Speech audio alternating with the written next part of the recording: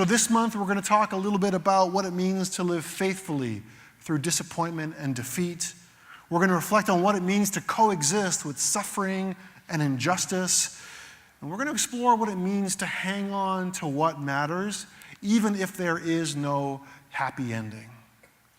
So then the story of Job is for people who are about ready to give up. This is a story for people who have some really hard questions for God. And essentially that's what it is. It's a story. So you might ask, hey, was the story of Job, did it actually happen as it was written? Maybe. Was Job an actual person? Maybe. So tell me, is this story fact or fiction? Maybe. Maybe. Because here's the thing. Job is a true story, whether it actually happened or not. Or maybe a better way to think of it is like this. This exact same story keeps playing over and over and over again. Why? Because it's not just Job's story. This is our story. This is the human story.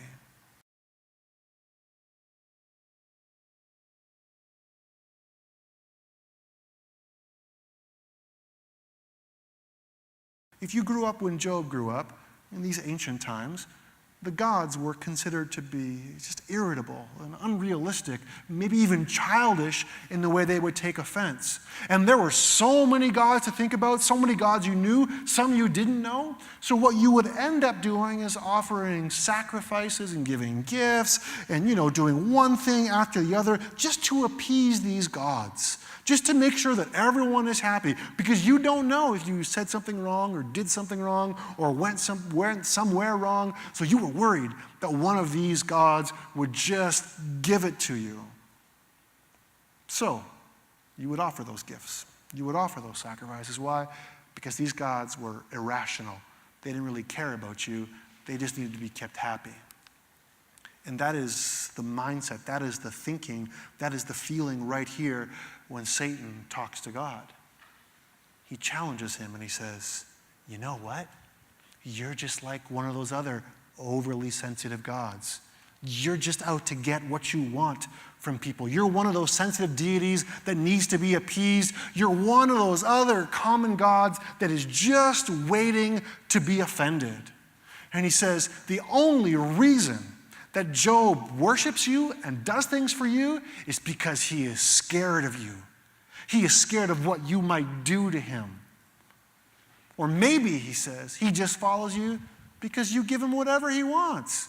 You're good to him, he's good to you, and vice versa. Job is just working an angle. He's just looking to save his own skin. He's just fulfilling a contract and nothing more. It's just a deal, God. It's a deal that can be broken. As soon as you stop being good to him, he is going to stop worshiping you. If you protect him, he's in. If you don't, he's out. Because you know what? You're not really a God that's worthy of being worshiped because you have to pay people to honor you. So time out right there, and let's ask ourselves a question. Is that true? Is that the kind of God that we serve? Let me make it a little bit more personal. Is that why you're here today? Are you here today and you identify as a Christian because you see God as a sensitive deity? That you got to do stuff for God in order for him to love you? And if you step out of line, he's going to hate you. So you'd better show up to church when you can, and you better give, and you better volunteer, and you better be nice to the pastor, or else God is going to be super mean to you. He's going to hurt you, and you're not going to get what you want. Is that how you see God? Is that how you have related to him? Is that the kind of God that is worth believing in?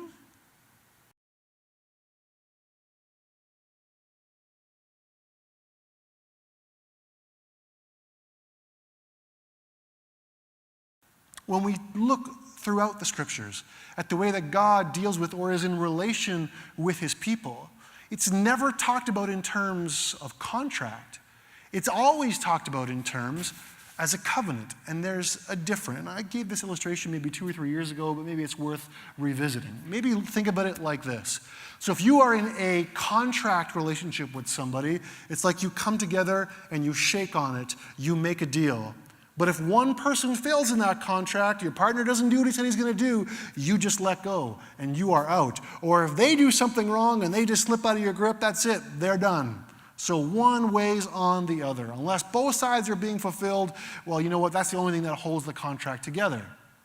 But a covenant is different than that. That would look more like this, that someone grabs you by the wrist and then you grab them by the wrist. And if somehow something happens in life and things go sideways and things go wrong, or you get weak or you're broken and you let go, the other side holds on tightly when you can't. And that is the image and the picture of we see in covenant in the scriptures. Because a contract, you're only responsible for your side of the agreement. But in a covenant, you're actually responsible for both sides and for both parties. You put yourself on the line for everything. And that's how we see God relate to his people. So then, if we believe, if we love, if we honor, if we serve, if we obey God because of who he is, and not because of the perks, and not because of the perils, it changes how we understand his good news. Think of it like this. The biggest shift for me was when my view of the gospel switched from being retributive to restorative.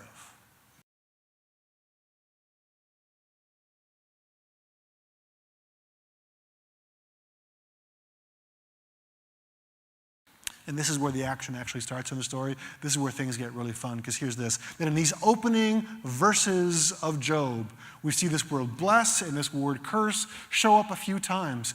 And the interesting piece is this, is that the word bless and the word curse are actually interchangeable. They're kind of sort of the same term.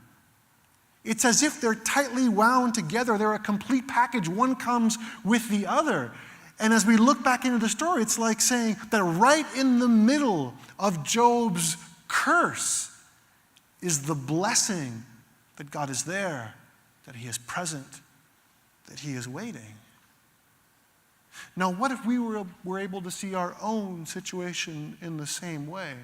And hear me out here. I'm not trying to minimize your life or the chaos or the trouble or the sickness or whatever that might be a part of your world. That's not what I'm saying. I'm not trying to make faith really syrupy or sweet or sentimental here. This is not some fake silver lining I'm talking about. What we're talking about right here is where Christianity rears its sharp and fierce teeth. This is the crux of what we hold on to. That somehow, God is present, God is near, God is holding us tightly. Where? Exactly where it hurts the most. Where you're most vulnerable, where you're weak, where you're broken, and where you're powerless.